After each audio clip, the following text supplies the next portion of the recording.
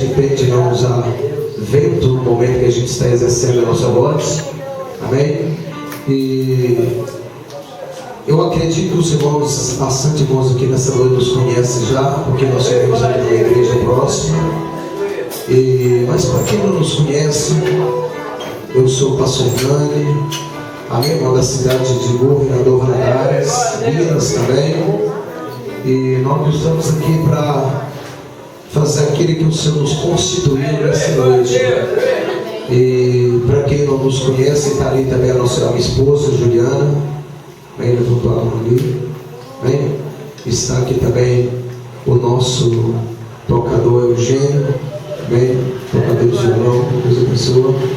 Está ali o nosso tecladista, também o nosso irmão Rômulo. Aleluia. E está aqui também o nosso baterista Lili, nosso irmão Elis. Amém, irmãos? É o meu sobrinho, não é o tocador oficial do nosso Ministério de Louvor.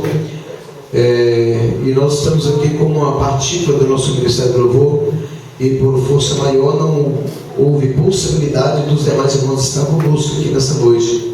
Nós tínhamos nosso plano, mas não foi o plano de Deus. Amém? Mas nós estamos aqui em um ponto de vista para adorar o Senhor. Amém?